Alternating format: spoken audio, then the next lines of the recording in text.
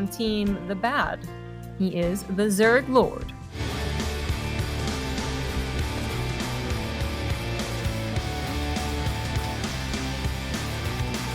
And his opponent in the southwest position. Oh my God, who isn't on Team Exxon? These guys are supporting so many players. He is Cham.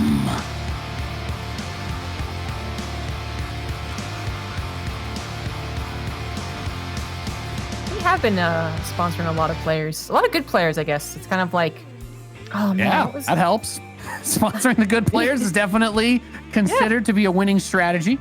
Nah, I mean to say, like, I was trying to think of the other team who's done it recently too, but I can't think of it right now. But I'll go with Storm. You know, back in the day, I feel like they grabbed a lot of really like good up and comers that eventually just started to appear more and more on the broadcast, especially as you got like Challenger going on and whatnot.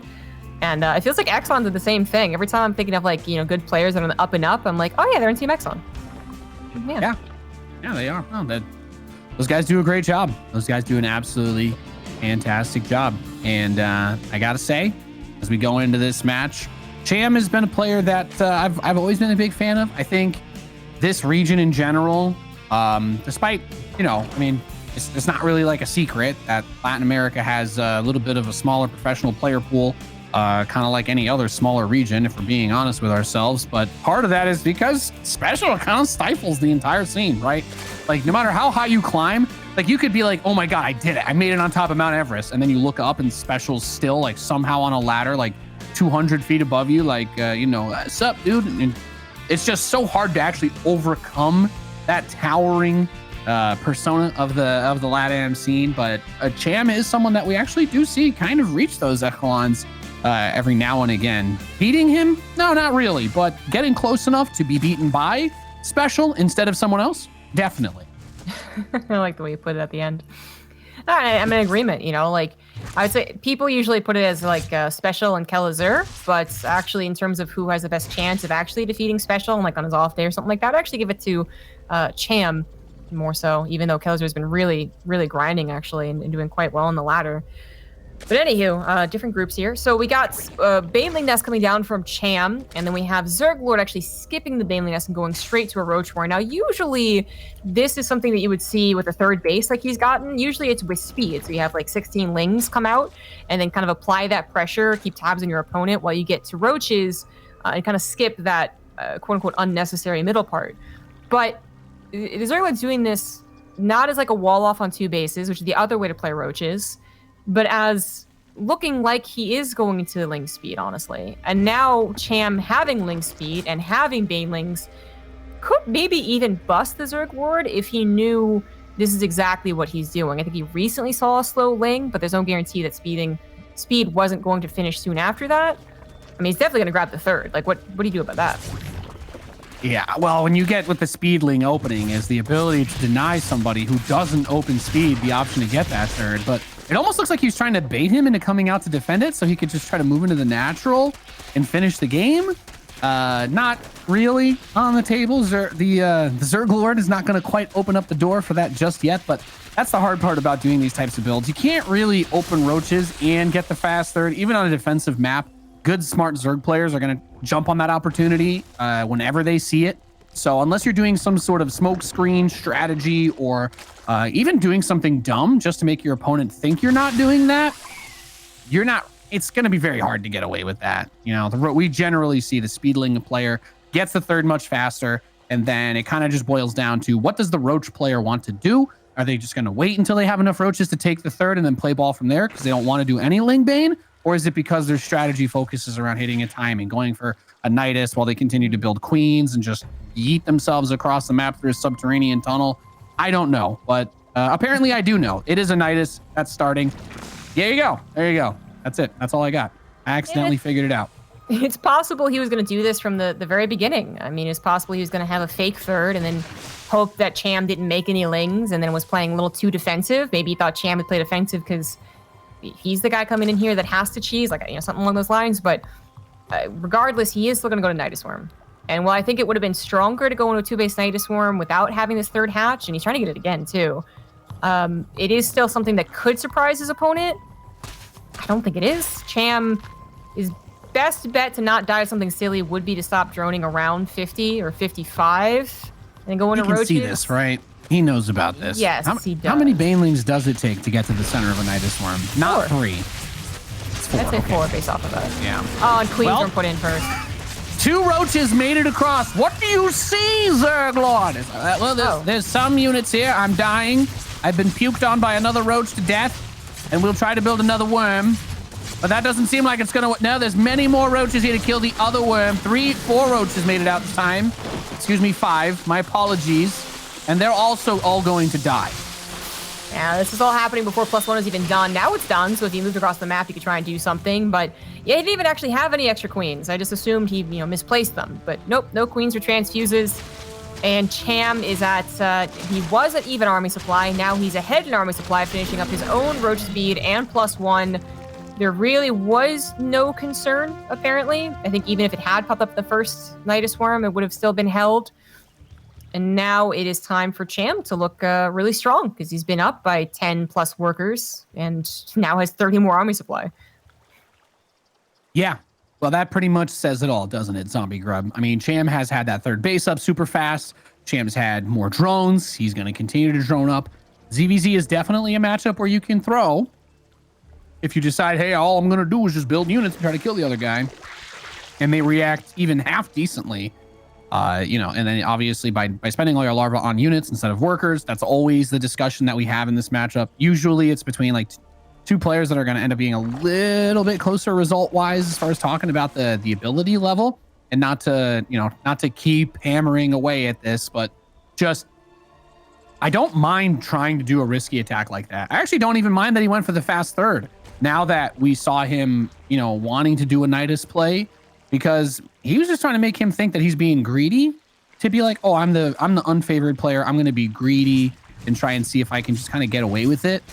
But as you said, his plan originally may have been to always go for a Nidus. He just wanted him to think that he couldn't do anything because he went for a fast 3rd that got shut down, when that wasn't actually, the end game for his strategy here. But regardless, the Nidus, it didn't work, and he's going to try to go into mutas. But Cham is building Hydras. He's getting range. I think he's going to make sure he has a spore in each base. If he doesn't already, he'll probably build maybe a few on his way out, and then just try to go attack. Cute little delay on the +2 attack, though. Did get it with the Contaminate. However, this is a rather large number of Zergy boys on the way over here for Cham to trying to attack Mr. ZergLord. He knows he's got a lead from the earlier portion of the game, and he also knows his opponent is investing into a Spire, and she's scouted in the main base, so he just rams all of his roaches forward. No finesse, no waiting for his own Ravagers. Takes out the roach buffer, so the juicy Ravagers in the middle get taken down as well, and that is Cham doubling, tripling, quadrupling the army supply. GG. Cham with the 1-0.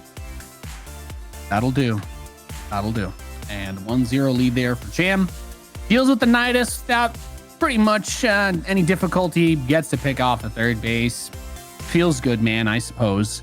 But it's a pretty lopsided matchup if we're being honest. So we'll just have to see if ZergLord has anything in his pocket for the next map here that he's going to try and break out. It does appear that we're going to be playing on Death Aura. So large, sure, but Zerg units are fast. I don't know. Yeah, they're known for. I guess you would say that maybe this would be the best opportunity for like a greedy Spire, like 3 base, kind of defend it, but you might even have to give it up, but you're going to get that Spire out type thing. Hope that they're not going to do an actual Ling Baneling all in on you, like not really commit. Because I will want to say that 3rd hatch, I think it has like a decent chance to live last game, because some Zerg players, in anticipation of just, mirroring each other up until that point, they see a 3rd hatch at the same time as theirs. They figure, okay, you have Ling speed, I have Ling speed. Like, sometimes you see nothing happen, actually. You'd expect a bit of a poke. You'd expect what Cham did, I guess, but sometimes they don't. So, that could have lived. And I do think that the ZergLord can sometimes get the better end of the mental gymnastics that can happen in his DVZ. But I think what he has to end up with is basically a huge lead of either like straight up roach lead, which can be hard to do against Cham, who's playing safe, who's not just going up to 70 drones for no reason, or find mutas without him knowing. I'm like, yeah, that's very hard to get away with, by the way. Exactly. Yeah. Cancel a hatch in the corner, or use an overlord to poop creep and build it there. I don't know. Then your opponent says, well, you're on 2 bases with no speedlings. What else could you be doing if there's no Nidus, right? No roaches. Yeah. Yeah. I think maybe like something like a 2-base roach play, the one that is more usual when you don't have speed, so that you wall off your natural and then show 6 roaches and go, be worried about the Nidus worm. And then you go for a Spire. That's one of them classic mix-ups. Or I don't mind that. They think it is a Spire, it's actually a Nidus worm. Yeah. Yeah, maybe a weird quick Evo build or something. Like, the best way that I can talk about a scenario like this, trying to be fair to the underdog in this situation, is that the longer the game goes on, the more opportunities there are for a player who has more ability in whatever way to showcase that ability and create separation, right? It's like having a 3-man rush and you just have all this time to get the separation, to get ahead of the other player. So if you're the underdog, you should try to limit the opportunities for your opponent to have that advantage to get better than you. And that's why I'm like, on ladder and stuff, I find stuff like cheese annoying. In tournaments, I think it's necessary, because if you're going to play a long game against someone who's this much, more historically higher rated than you, you're just going to be giving them more chances to get ahead of you rather than trying to get that upset in the earlier stages, which I think is honestly a better move, unless you're just that confident or you don't care about the results of the match. Well, I think Cham has an interesting opener, but I'll talk about it after the intros. In the top left of Death Aura, the longest map of the map pool, we do have the blue Zerg, Cham.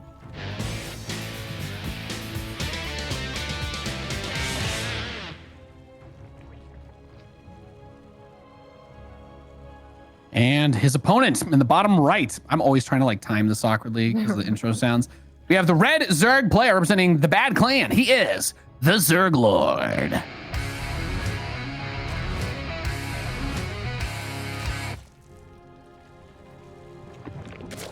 Yeah, we're just kind of guessing, so. Not that his opener is anything so weird that it really is worth talking about, but as they do open up relatively similar, I wonder why Cham, the second game he's done it, he went for 13-14 drone and then 14 overlord, which, usually it's the 13 drone and then overlord and then 14 drone. It is so small. It is, I guess, insignificant because they both have very equal resources and workers and hatchery timings, but usually you see them go up to 14 out of 14 with drones, and then they extractor trick. And you didn't do that either. So I'm wondering, did they know something that we don't know, that other Zergs don't know? Zombie Grub, I'm going to be honest with you. The first thing I noticed at the beginning of this game is that Cham actually attacked his own hatchery. He did damage to his own hatchery with a drone. Yeah, a drone spawned. It was going to mine. He A-clicked his own hatch. I saw the health bar appear because I use damaged health bars. And I'm just, is that grounds? Do we need to have a sit down with him? Do we need to have a chat with him? You know what I mean? Is this some sort of weird, deep-seated psychological mind game he's pulling even on us, just watching and observing this match? I'm not entirely sure. But the only way to find out is to make it through this series. And you do have the drone for Cham going to build the third. The TheZergLord, he is going to be also grabbing the third base at a pretty decent time. Got it a little bit earlier than him as well. And the other thing I'm going to just point out here too is there's no ling speed for TheZergLord either. So he got something to be safe again, but we should expect him to head in the direction of roaches, right? Probably, well, I would guess, maybe Muta Rush. Yeah, you don't do much else. You're going to get a Bailey Nest with no ling speed? It's kind of awkward. I wonder what he does to stop Cham from doing what he did last game, though. Unless he just, again, hopes that Cham doesn't make enough lings to punish it. Because they have Cham's like, oh no, we're actually doing this. We're doing both the same thing. And he only makes 6 lings. And he's like, oh no, you skipped. Then I could see it working. But as long as Cham makes about 16 lings, a couple banelings, sure, why not? They could just get a wrapper onto the hatchery. And that roach horn doesn't produce roaches fast enough to help out there. So, yeah, I'm pretty much just question marking this one. Yeah. We'll see. It's hard. Well, he's trying, right? If anything, it's a learning experience. in kind of deciphering the movements, the way that these early games can play out against specifically Cham. And Cham does the same thing that he did last game, basically, right? He gets his little ling count advantage because there is no speed from the opponent. There's no Zergling presence. He had 4 lings to defend that hatchery the first time he tried to poke it, but oh no! if yours, oh no, oh come on! Oh, didn't have to do him like that. He didn't have to do him like that. And the lings make it in. 1 queen dead. Doesn't even want to try to kill the other one. Just gonna pick off these wounded drones as they attempt to flee, but. Oof. Well. Yeah. Yeah, that was not supposed to happen. Hard to stay positive about this one. Slightly out of position. Yeah. I guess the TheZergLord tries a Nidus form again? I don't know. Maybe just moving across the map this time would be the surprise factor. Cham, however, already up in workers, could go into roaches just to be super safe. Just be like, oh, I don't want to die to a silly attack. Or he could actually probably make a few more drones and still be okay. As these lings and his overlord sees the roaches moving in a very aggressive pattern, you just hold the roach button and then have his lings, I guess, stop any attempt at getting a hatchery. This is not the ideal situation for the TheZergLord. Not only losing his drones and his queens, but also having to move across the map before roach speed and +1. But as soon as he reaches the wall of Cham's roaches, we might just have a tap out. Yeah, the setup is already going together. I mean, spines take forever to build. There's no creep in front, so the positioning can be a little bit awkward if you get caught somewhat. You need that roach speed a little bit faster, and maybe even that upgrade. The lings, they were able to help from the backside. A couple of those roaches actually weren't even shooting. Like, they were trying to path around the Zerglings that were on top of them. And with the queens assisting and having a transfuse, it's just not going to be enough.